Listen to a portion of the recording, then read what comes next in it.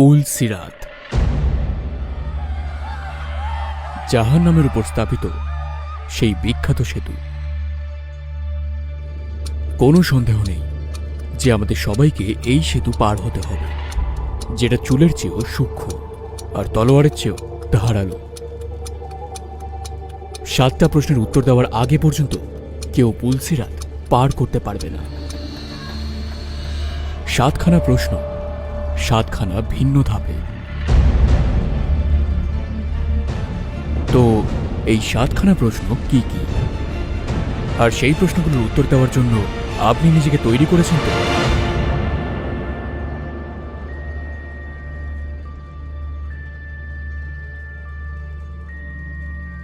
কোন একটি হাদিসে মোহাম্মদ সাল্লাল্লাহু আলাইহি ওয়াসাল্লাম পুল সিরাত সম্পর্কে বর্ণনা করেছেন। কেউ অতি সহজেই পার করতে পারবে, আবার অনেকের জন্য পার করা খুবই কঠিন হবে। তবে এটি সবার কৃতকর্মের উপর নির্ভর করে। জাহান্নামের উপর চুলের চেয়েও সূক্ষ্ম আর তলোয়ারের চেয়েও ধারালো একটি সেতু রয়েছে। তার নিচে রয়েছে কণ্টকময় শিকল, যেগুলো আল্লাহ যাকে ইচ্ছা করেন তাকে ধরে ফেলে। মানুষ সেই পুলটিকে চোখের পলকে, বিদ্যুৎ গতিতে, বাতাসের বেগে, অভিজাত ঘোড়ায় চড়ে পার হবে। ফেরেশতারা বলবে, হে প্রভু শান্তি দিন, হে প্রভু শান্তি দিন। তারা অনবরত বলতে থাকবে। কেউ অনেক কষ্টে, আবার কেউ কেউ অক্ষত অবস্থায় সেটা পার হয়ে যাবে। আবার অনেকে সোজা আগুনের মধ্যে পতিত হবে। ঠিক তাই, হাদিসের আলোকে আল্লাহ মানুষকে তার আমলনামা অনুযায়ী চুলচেরা বিচার করবে এবং সিরাত পুল পার হতে পারবে। কেউ আলোর গতিতে পার হয়ে যাবে, আর অনেকে হামাগুড়ি দিয়ে শেষ পর্যন্ত পার হতে পারবে। পবিত্র কোরআনের ৭৯ নম্বর সূরার ৬ নম্বর আয়াতে আছে, ইসরাফিল 2 বার শিঙায় ফু দেবেন। প্রথম ফুৎকারে আকাশ ও পৃথিবীর সবকিছু তুলোর মতন উড়তে থাকবে। শুধুমাত্র আল্লাহর কিছু ব্যতিক্রমী ছাড়া সমস্ত কিছু প্রচণ্ড ক্ষিপ্ত হয়ে উঠবে, দিক বিদিক ছুটতে থাকবে, আর সেই সাথে শুরু হবে শেষ বিচারের দিন।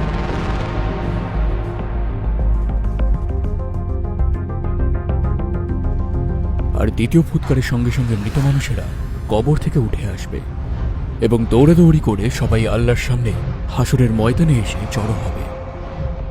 হাসরের ময়দানে উপস্থিত সবাইকে তাদের নিজ নিজ কর্মফলের তালিকা দেওয়া হবে। পৃথিবীতে যা যা করেছে তার সব কিছুর হিসাব। এই সম্পর্কে কোরআনের আয়াতে বলা হয়, যাদের ক্ষেত্রে আমলনামা তাদের ডান হাতে থাকবে তাদের জন্য থাকবে জান্নাতের সুসংবাদ, এবং আমলনামা যদি বাম হাতে বা পেছনে থাকে তবে জাহান্নামের আযাবের দুঃসংবাদ। পৃথিবীতে কিরামান কাতিবিন নামক 2 ফেরেশতা থাকে, যারা সবকিছু সারাক্ষণ লিপিবদ্ধ করছেন। আমরা যেসব ভালো ও খারাপ কাজ করেছি তা আমাদের সামনে পেশ করা হবে।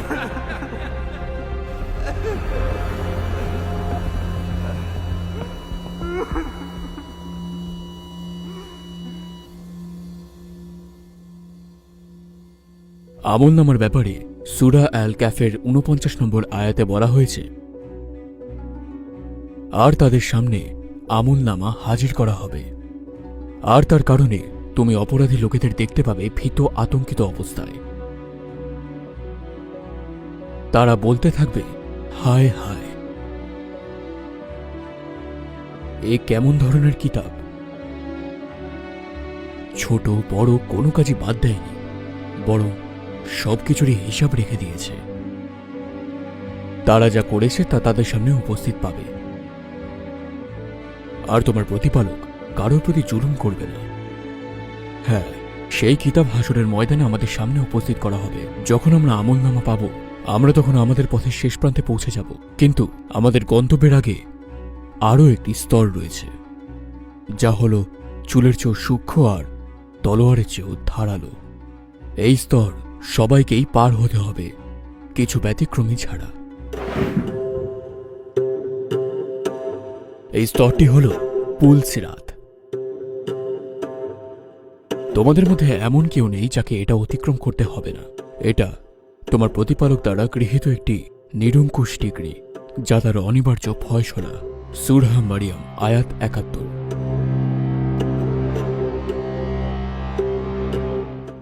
হাদিস অনুযায়ী সিরাত পুল জাহান্নামের উপর স্থাপিত একটি সোজা রাস্তা। সবাইকে এটা পার করতে হবে। মুমিনরা তাদের কৃতকর্মের উপর ভিত্তি করে আলোর গতিতে কিংবা ধীরে ধীরে সেটা পার হবে, আর সমস্ত কাফির ও পাপীরা হোঁচট খাবে আর জাহান্নামে পড়ে যাবে।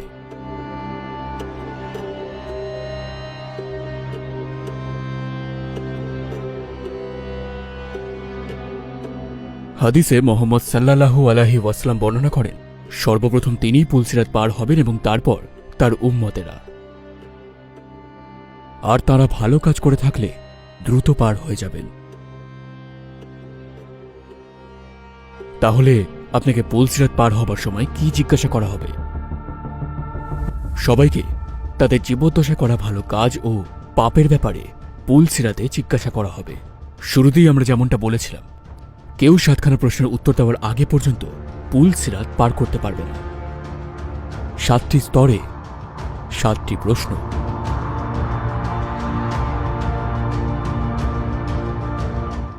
প্রথম স্তরে প্রথমেই যে জিনিসটি জিজ্ঞাসা করা হবে আমাদের ঈমানের ব্যাপারে। যদি আমাদের ঈমান শক্ত হয়ে থাকে তাহলে আমরা খুব সহজেই সেটি পার হয়ে যাব, কিন্তু যারা ঈমান আনেনি তারা একদম শুরুতেই জাহান্নামে পড়তে শুরু করবে। আর জানেন তো, যাদেরকে ঈমান আনার সুযোগ দেওয়া হয়েছিল কিন্তু তারা আনেনি, জাহান্নামই তাদের শেষ বাসস্থান হবে। আল্লাহ তাকে তার গুণাবলী এবং বান্দাদের দ্বারা তার পরিচয় প্রকাশ করবার পরেও যারা তাকে বিশ্বাস করেনি, জাহান্নাম হবে তাদের শেষ গন্তব্য। জাহান্নাম এতটাই নিষ্ঠুর যে এটিকে যখন জিজ্ঞেস করা হবে, তোমার কি পেট ভরেছে, এটা চিৎকার করে উঠবে। উত্তরে জানাবে, আর কেউ নেই। অন্য কথায় বললে, ভবিষ্যতে বা সেই সময়ে যতই কাফের থাকুক না কেন, জাহান্নাম পূর্ণ হওয়ার মতন ঘটনা কোনোদিনও ঘটবে না। কিন্তু ভয় পাবেন না, আপনি যদি সেই মুমিন হন আর সর্বদা ভালো কাজ করে থাকেন, আপনি হাসরের ময়দানে দুশ্চিন্তার থেকে চোখের পলকেই মুক্তি পাবেন। ঠিক যেভাবে নবী ইব্রাহিম আগুন থেকে রক্ষা পেয়েছিলেন পরম শান্তিতে। আপনার তখনও একটা সুযোগ থাকবে যদি আপনি ঈমান এনে থাকেন, কিন্তু আপনাকে রক্ষা করার মতো নেক আমল না থাকে। তা না হলে সেখানে অনেকগুলো হুক থাকবে যেগুলো আপনাকে পাপের জন্য পাকড়াও করবে। যদি আপনি সেখান থেকে নিজেকে ছাড়াতে পারেন তাহলে বেশ ভালো, কিন্তু যদি না পারেন তাহলে জাহান্নামের আগুন আপনাকে গিলে ফেলার জন্য অপেক্ষা করবে।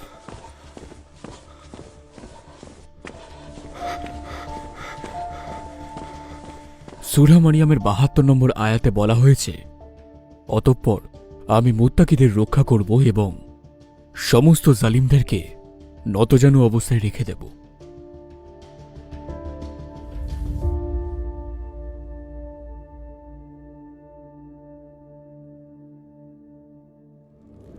আমাদের পুলসিরাতের যাত্রা ঠিক কেমন হবে সেই বিষয়ে আমরা বলতে থাকি। জাহান্নাম আমাদের পায়ের নিচে তার ভয়াবহ অবস্থা দ্বারা আমাদের দৃষ্টি আকর্ষণ করবে।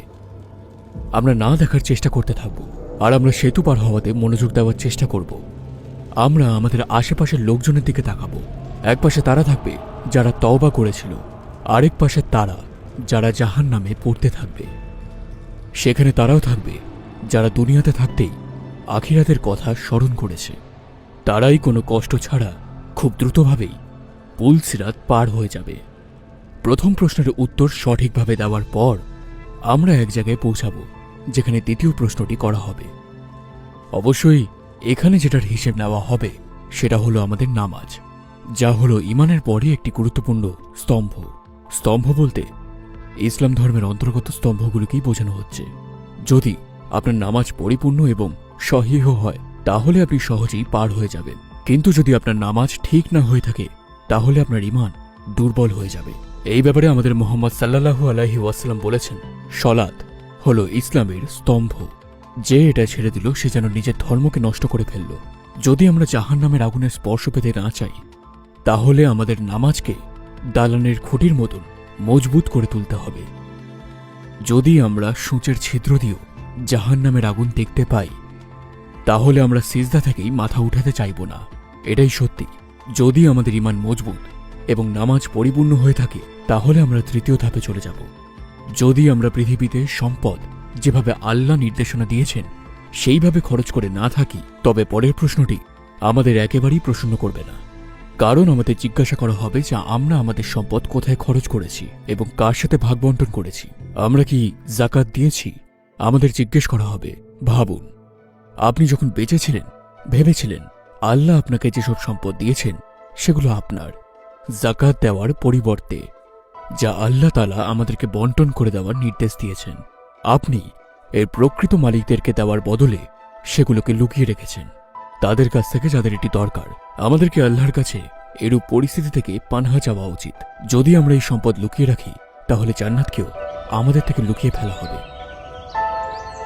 যদি আমরা আল্লাহর নির্দেশিত পন্থায় উপার্জন করি এবং ব্যয় করে থাকি, পরবর্তী ধাপে আমাদেরকে রোজার ব্যাপারে জিজ্ঞেস করা হবে, যেটার নির্দেশ আমাদেরকে দেওয়া হয়েছে এবং আমাদের পূর্ববর্তী জাতিগুলোকেও দেওয়া হয়েছিল।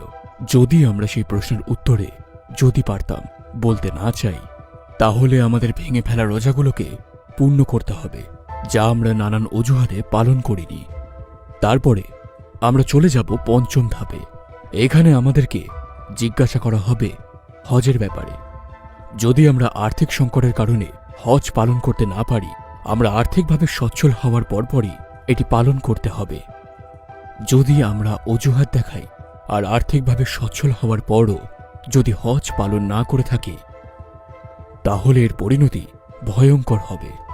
ষষ্ঠ ধাপে এমন একটি বিষয়ের সম্মুখীন হতে হবে যা কিছু ব্যতিক্রমী ছাড়া সবাইকেই চিন্তিত করে: অন্যদের অধিকার রক্ষা করা এবং আত্মীয়দের দেখাশোনা করা।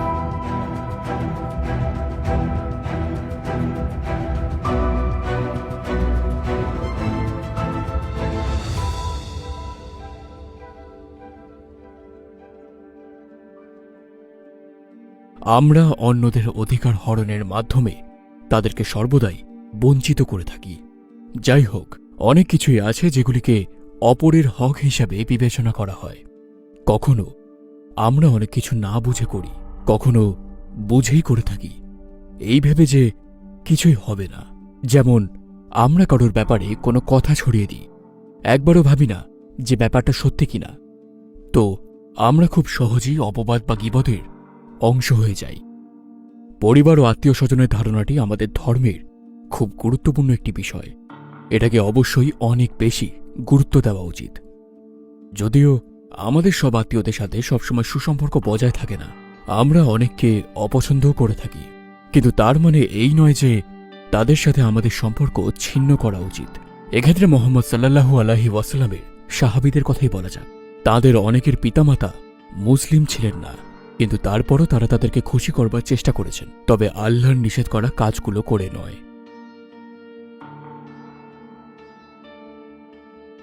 এই সমস্ত কিছু পার করবার পর আমাদেরকে পরিচ্ছন্নতার ব্যাপারে প্রশ্ন করা হবে। অন্য কথায় বলতে গেলে গোসলের ব্যাপারে। পূর্ববর্তী 6টি ধাপে উত্তীর্ণ হলে ইনশাল্লাহ আমরা তাদের সাথে সামিল হব যারা পরিচ্ছন্নতাকে গুরুত্ব দিত। যদি আমরা পরিচ্ছন্নতা নিয়ে গাফিলতি করি, তাহলে পুলসিরাতের আগের ধাপের প্রশ্নের উত্তর দেওয়া অসম্ভব হয়ে পড়বে।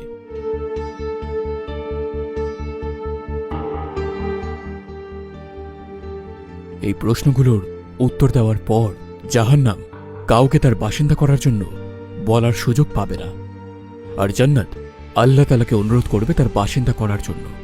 মুহাম্মদ সাল্লাল্লাহু আলাইহি ওয়াসাল্লাম একটা হাদিস শরীফে বর্ণনা করেছেন, অনেকেই বুঝবেই না যে তারা পুলসিরাত পার করেছে এবং তারা ফেরেশতাদের জিজ্ঞেস করবে, পুলসিরাত কোথায় আর জাহান্নাম কোথায়? আমরা কি সেটা পার করে ফেলেছি? ফেরেশতারা তখন বলবেন, আপনারা পুলসিরাত পার করে ফেলেছেন, যা জাহান্নামের উপর স্থাপিত। জাহান্নামের আগুন কমে ঢেকে গিয়েছিল আপনাদের নূরের কারণে। এটিই বলা হবে যে জাহান্নামের আগুন মুমিনদেরকে বলবে, হে মুমিন, তুমি দ্রুত পার হয়ে যাও, তোমার নূর আমার আগুনকে কমিয়ে ফেলেছে। ইনশাল্লাহ আমরাও জান্নাত লাভ করতে পারি।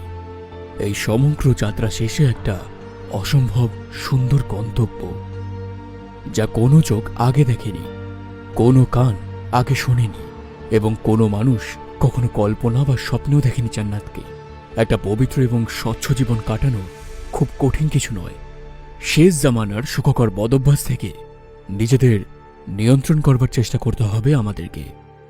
মনে রাখবেন, আমরা আপনাদের সাথে যা শেয়ার করছি তা সঠিক এবং এটা হবেই।